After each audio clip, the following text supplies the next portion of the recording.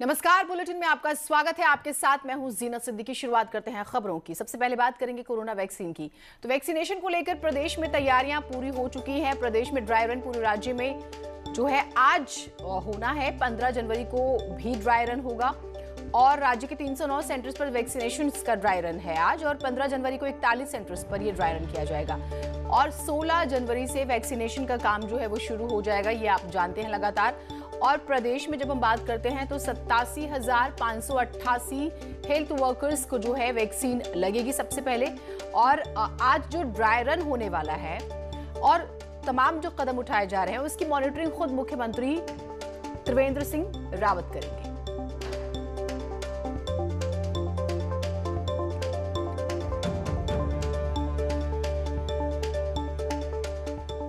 सोमवार को प्रधानमंत्री मोदी की वर्चुअल मीटिंग में सीएम त्रिवेंद्र रावत भी शामिल हुए। मीटिंग में पीएम ने कोविड वैक्सीन को लेकर चर्चा की। मुख्यमंत्रियों से पीएम मोदी ने बर्ड फ्लू पर भी बात की है। वहीं पीएम की मीटिंग के बाद सीएम त्रिवेंद्र ने समीक्षा की और 16 जनवरी के लिए तैयारी पूरी करने के निर्देश भी दिए हैं।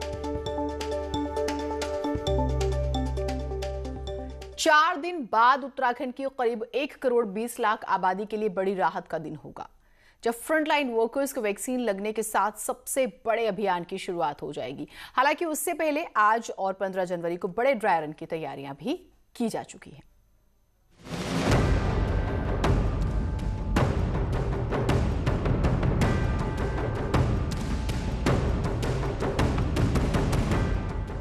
दस महीने के लंबे इंतजार के बाद 16 जनवरी की सुबह राहत लेकर आएगी। कोरोना महामारी से बचाने के लिए तैयार वैक्सीन 15-16 जनवरी को देहरादून एयरपोर्ट पहुंचेगी और फिर स्पेशल गाड़ियों से वैक्सीन गांव और शहरों के सेंटर्स तक पहुंचेगी। वहीं वैक्सीन को रखने के लिए 317 cold chain point, 483 ice line refrigerator, 547 deep freezer का इंतजाम किया गया है। सोमवार को खुद डायरेक्टर जनरल हेल्थ अमिताभ प्रेती ने प्रेस कॉन्फ्रेंस कर इसकी जानकारी दी। वहीं 12 और 15 जनवरी को फिर से पूरे राज्य में ड्राई रन होना है। इस तरह के हमको निर्देश प्राप्त हुए हैं कि 16 को वैक्सीन आ जाएगी। हमारी पूरी तैयारी है, वो बाई एयर आएगी और हमारी पूरी व्हीकल्स, ड्राइवर्स, नीचे ब्लॉक लेवल तक कैसे जाएगी वो चिन्हित हैं, उनके फ़ोन नंबर्स भी हैं और हमारे ऑनलाइन भी हमने कर रखे हैं। और वो बिल्कुल जैसे हमको वहाँ से सिग्नल मिलेगा तो हम एयरपोर्ट पर हमारी गाड़ियाँ चली जाएंगी। उत्तराखंड की आबादी करीब 1 करोड़ 20 लाख है और वैक्सीनेशन 3 फेज में होगा। पहले फेज में हेल्थ केयर और फ्रंटलाइन वर्कर्स, दूसरे फेज में 50 साल से ज्यादा उम्र और बीमार लोग और तीसरे फेज में बाकी लोगों का वैक्सीनेशन होगा। साफ है, कोरोना महामारी से राहत देने वाली वैक्सीन को लेकर काम पूरा हो चुका है और अब खबर है कि 12 और 15 जनवरी को ड्राई रन की मॉनिटरिंग खुद मुख्यमंत्री त्रिवेंद्र सिंह रावत करेंगे। दीपांकर भट्ट, न्यूज़ 18, देहरादून। दीपांकर हमारे साथ हमारे सहयोगी जुड़े हुए। दीपांकर, अब तो वैक्सीन भी तैयार है और कुल मिलाकर अब प्रदेश हमारा कितना तैयार है, ये बताइएगा।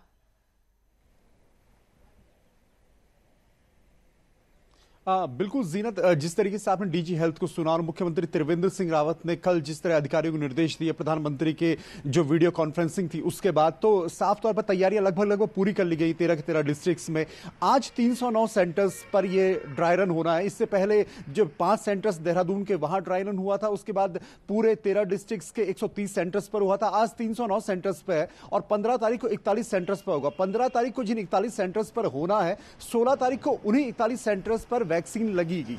इसके अलावा जो लगभग 88,000 हेल्थ वर्कर्स हैं, फ्रंटलाइन वर्कर्स हैं, पहले राउंड में लगभग 20% आबादी को कवर करने की बात सेंट्रल गवर्नमेंट की तरफ से कही गई है स्टेट के। तो उत्तराखंड में लगभग 24 लाख ये नंबर है और पहले 3 लाख लोगों को इसमें टारगेट किया जाएगा, जिसमें 3 लाख में हेल्थ वर्कर्स हैं, रेवेन्यू वर्कर्स हैं, पुलिस के एम्प्लॉयज हैं और तमाम दूसरे कर्मचारी हैं जो डायरेक्ट कोविड पेशेंट्स के या कोरोना मरीजों के संपर्क में आ रहे हैं। तो मुख्यमंत्री हो या फिर डीजी हेल्थ हो या सेक्रेटरी हेल्थ हो, सभी का ये भरोसा है कि जो तैयारियां ग्राउंड लेवल तक पूरी कर ली गई हैं, उसमें चाहे गाड़ियों की व्यवस्था हो, एम्बुलेंसेस की व्यवस्था हो, ब्लॉक गांव तक, प्राइमरी हेल्थ सेंटर्स तक, प्राइवेट हॉस्पिटल्स में, डिस्ट्रिक्ट हॉस्पिटल्स में। और आज जो ड्राई रन होगा 309 सेंटर्स में, उसमें दून हॉस्पिटल में भी ड्राई रन होना है। इसलिए सुशीला तिवारी जो हॉस्पिटल हल्द्वानी का, वहां पर ड्राई रन होना है, बाकी सेंटर्स में ड्राई रन होना है। यानी पुख्ता तैयारियां हो अगले 4 दिनों में 16 तारीख के लिए, इसकी आज तैयारी रहेगी जीनत। एक और चीज बताइएगा दीपांकर, जिस तरह से ये कहा गया है कि भाई जो स्टार्टिंग में जिन्हें वैक्सीन दिया जाएगा वो फ्री होगा, तो स्टेट में भी यही रहेगा?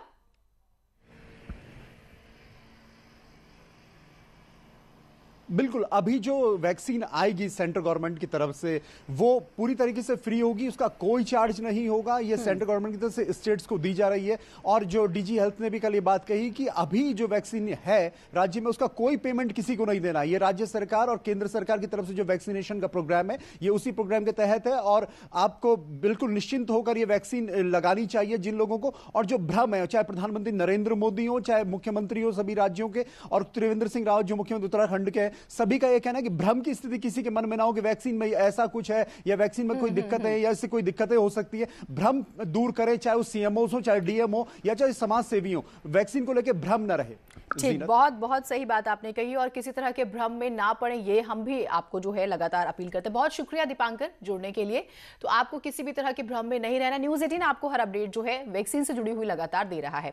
अब कोरोना अपडेट की बात कर लेते हैं। तो प्रदेश में सोमवार को कोरोना के 156 नए मामले सामने आए, यानी कि ग्राफ थोड़ा सा कम हो रहा है। 24 घंटे में 5 लोगों की मौत हुई है। प्रदेश में 2700 कोरोना के एक्टिव केसेस हैं। देहरादून में 56, हरिद्वार में 44 नए मामले सामने आए हैं। तो ये प्रदेश में कोरोना का अपडेट हम आपको बता रहे हैं।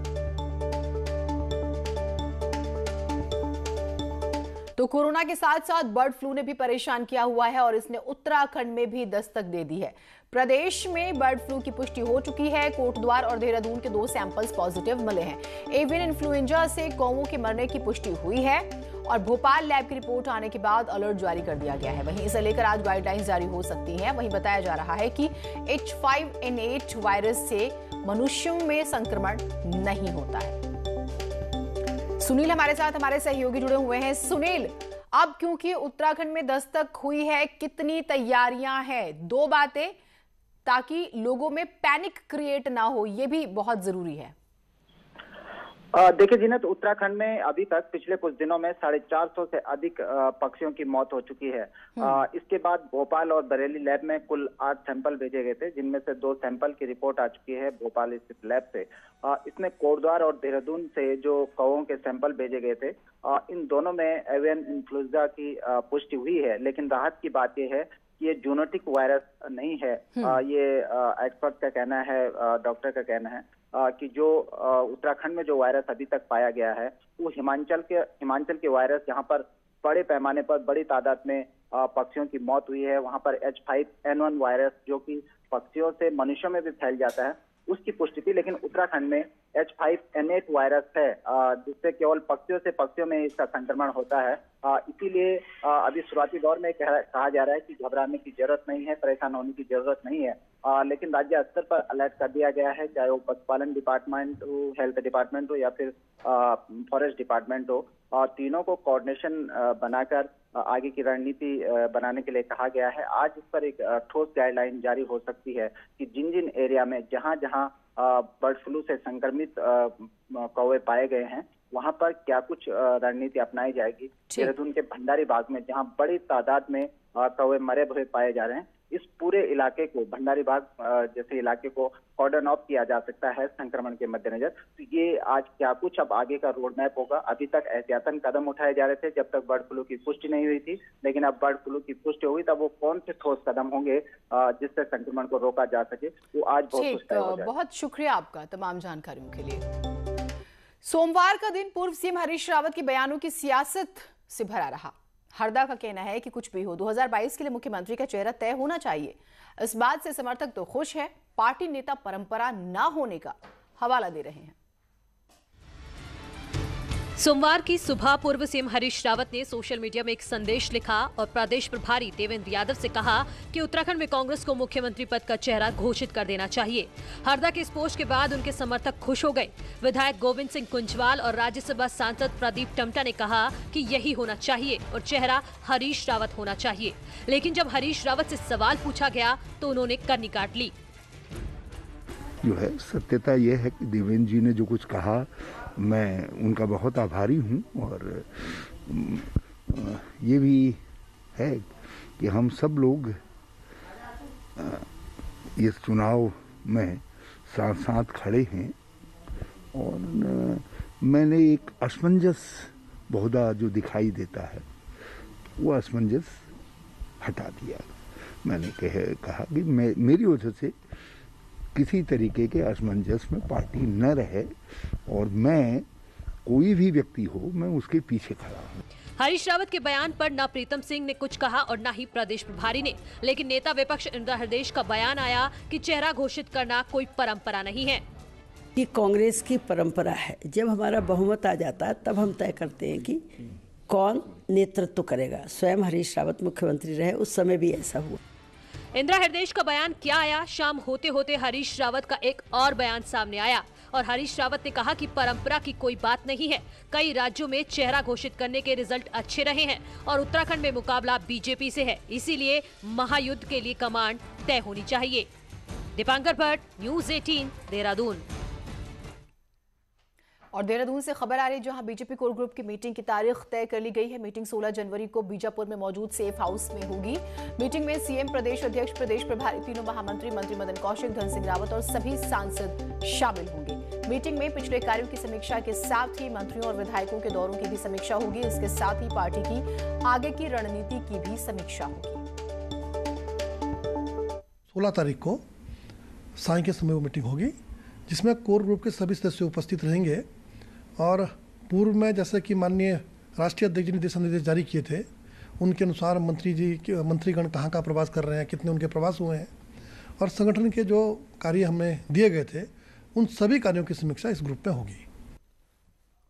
बीजेपी ने 10 फरवरी तक के अपने सभी बड़े कार्यक्रमों को स्थगित कर दिया है। प्रदेश अध्यक्ष बंशीधर भगत का विधानसभा वार संवाद कार्यक्रम भी 12 जनवरी से 10 फरवरी तक स्थगित रहेगा। बीजेपी इस दौरान राम मंदिर निर्माण के लिए विश्व हिंदू परिषद द्वारा चलाए जा रहे सहयोग निधि अभियान में सक्रिय भागीदारी निभाने जा रही है। पार्टी का करीब 20 लाख परिवारों तक संपर्क साधने का एक लक्ष्य है। विश्व हिंदू परिषद के इस बड़े महायज्ञ में सहयोग कर रहे हैं, तो ऐसी स्थिति में भारतीय जनता पार्टी ने 15 जनवरी से लेकर के 5 फरवरी तक विश्व हिंदू परिषद के इस आयोजन में सम्मिलित होकर के इस आयोजन को सफल बनाने का प्रयास सभी कार्यकर्ता करेंगे। इसलिए भारतीय जनता पार्टी ने बड़े सभी कार्यक्रम इसमें स्थगित किए हैं। हरिद्वार में कुंभ मेला मार्च में लगना है और इसके लिए बड़े पैमाने पर तैयारियां की जा रही है, लेकिन कोरोना संक्रमण की वजह से कुंभ के स्वरूप को लेकर अब भी संशय बना हुआ है। दूसरी तरफ एक और विवाद कुंभ को लेकर खड़ा हो गया है। सरकार ने कुंभ में आने वाले श्रद्धालुओं के लिए रजिस्ट्रेशन कराना जरूरी कर दिया है, लेकिन अखाड़ा परिषद के अध्यक्ष नरेंद्र गिरी ने इसका विरोध किया।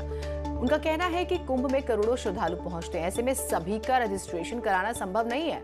शहरी विकास मंत्री मदन कौशिक का कहना है कि कुंभ के प्रमुख पर्व के लिए रजिस्ट्रेशन अनिवार्य किया गया है, क्योंकि हाईकोर्ट ने सरकार से पूछा था कि कुंभ में कोरोना के बचाव के लिए सरकार क्या क्या कर रही है और इसके बाद ही इस नियम को लागू करना पड़ रहा है। आने वाले श्रद्धालुओं का जो रजिस्ट्रेशन कराने की बात आ रही है वो हो नहीं पाएगा। करोड़ों लोग आएंगे, आप कहाँ रजिस्ट्रेशन कराते रहेंगे। तीसरी बात यह है कि जो व्यक्ति आएगा, आपने ये कहा है भेज रहे हैं ईश्वरीय निमंत्रण, हम भी भेज रहे हैं निमंत्रण, तो जिसको हम निमंत्रण भेजते हैं वो भगवान स्वरूप होता है। तो आने वाला श्रद्धालु हमारे लिए भगवान है, अब उसको हम लाइन थोड़ी खड़ा करेंगे। नहीं, ये जनरल नहीं किया, कुंभ स्नान पर किया खाली, ये ऐसा नहीं किया कि रोज के लिए रहेगा। जब कुंभ का प्रमुख पर्व होगा उसके लिए किया है, क्योंकि वो हाईकोर्ट ने मांगा है कि कोरोना से बचाव के लिए आप क्या क्या कर रहे हैं, तो शायद वहाँ भी लिख के देना जरूरी है। उत्तराखंड में स्कूलों पर सियासत चरम पर है। नई नवेली आम आदमी पार्टी ने स्कूलों पर सवाल उठा दिए। सरकार ने उसी भाषा में जवाब भी दे दिया। अब दिखा दिया है कि उत्तराखंड के स्कूल किसी से कम भी नहीं है। देखिए,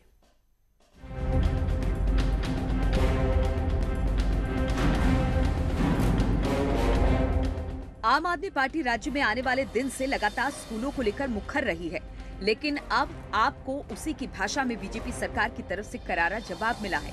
शिक्षा विभाग की तरफ से राज्य के शानदार स्कूलों की तस्वीर शेयर की गई है और यहाँ तक कह दिया गया कि उत्तराखंड के स्कूल किसी मायने में कम नहीं है और अन्य राज्यों के स्कूलों से कहीं बेहतर है और पढ़ाई भी इनोवेटिव है। कि राजनीतिक बिसात बिछ चुकी है, बाजार गर्म हो चुका है, चुनाव आने वाला है, तो ये वो ठग टाइप के लोग हैं जो उत्तराखंड को लूटने के दृष्टिकोण से आए हैं। इनकी शिक्षा की गुणवत्ता पे और शिक्षा के महत्व से इनको कोई मतलब नहीं है और उत्तराखंड की देवतुल्य जनता ईमानदारी से जानती है कि किसी ने बड़े मन के साथ विद्यालय शिक्षा पे काम किया और मैं इन पे कोई टिप्पणी नहीं करना चाहूँगा। असल में उत्तराखंड और दिल्ली की भौगोलिक परिस्थितियों में जमीन आसमान का अंतर है।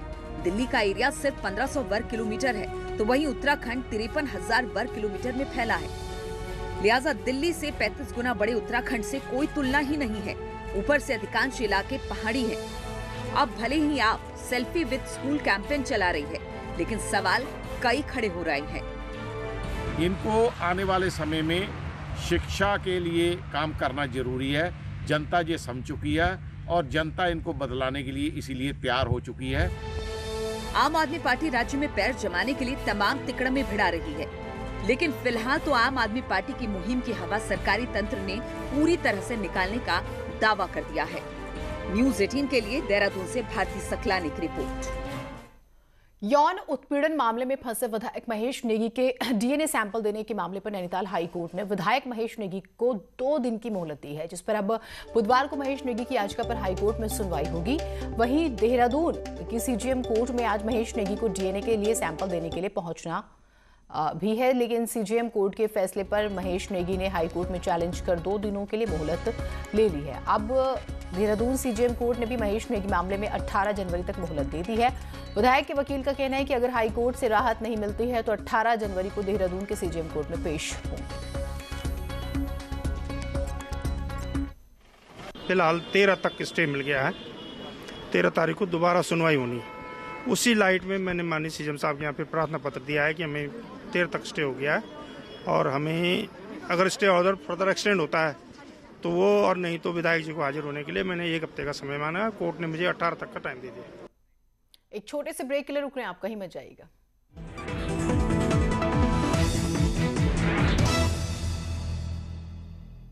ब्रेक के बाद स्वागत है आप सभी का। देहरादून पुलिस ने एक फर्जी एसडीएम को गिरफ्तार किया जो तहसील में जमीन खरीद फरोख्त के नाम पर धोखाधड़ी किया करता था।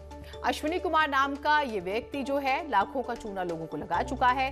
बताया जा रहा है कि आरोपी अपने साथी से मिलकर तहसील के बाहर जमीन की समस्या के लिए आए लोगों को अपने झांसे में लिया करता था, पैसे लेकर फरार हो जाता था। मामले में पुलिस अभी 3 आरोपियों की और तलाश कर रही है और ये व्यक्ति जो है ये पहले भी जेल जा चुका है। अभी तक केवल एक प्रकरण आया है जिसमें एफआईआर हुई और जिसके बाद गिरफ्तार किया गया है। तो अब जो इसके साथी हैं इनको पकड़ने के बाद कुछ और चीज़ें इसमें सामने आएंगी, पूछताछ इससे चल रही है और इसके अलावा हो सकता है कि इसकी गिरफ्तारी की जानकारी पाकर कुछ लोग जिनके साथ इस प्रकार की धोखाधड़ी हो चुकी है वो भी सामने आए, तो उस पर भी फिर कार्रवाई की जाएगी। खबर देहरादून से आ रही है, जहां लंबे समय से फरार आरोपी नंदू पंडित को पुलिस ने पंजाब से गिरफ्तार कर जेल भेजा है। मामला 2017 का है, जहां नंदू के साथ 9 लोगों ने मसूरी में महिला के साथ गैंग रेप करके उसकी हत्या कर दी थी और हत्या के बाद आरोपी नंदू अपने 3 अन्य साथियों के साथ फरार चल रहा था। मामले में आरोपी नंदू के 5 सहयोगी पहले से ही जेल में सजा काट रहे हैं। 2017 में एक केस हुआ था, काफ़ी सनसनीखेज केस हुआ था मसूरी में, जिसमें कि एक महिला की गैंग रेप करके हत्या कर दी गई थी।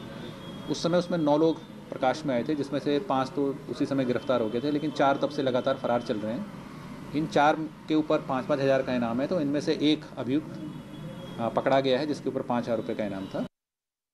राज्य में छात्रवृत्ति घोटाले में एसआईटी की रिपोर्ट से हाईकोर्ट नाराज है। हाईकोर्ट ने एसआईटी को आदेश दिया है कि 3 मार्च से डिटेल्स जांच प्रोग्रेस रिपोर्ट कोर्ट में पेश की जाए। कोर्ट अब इस मामले की 4 मार्च को सुनवाई करेगा। हालांकि याचिकाकर्ताओं के अधिवक्ताओं ने कहा है कि पूरे मामले को सीबीआई को रेफर कर दिया जाए, लेकिन कोर्ट ने कहा है कि पहले एसआईटी अपनी रिपोर्ट दाखिल कर ले, तब कोई विचार किया जा सकता है। एक छोटे से ब्रेक के लिए रुक रहे, ब्रेक के बाद खबरें देखिएगा अनुपम मिश्रा के साथ।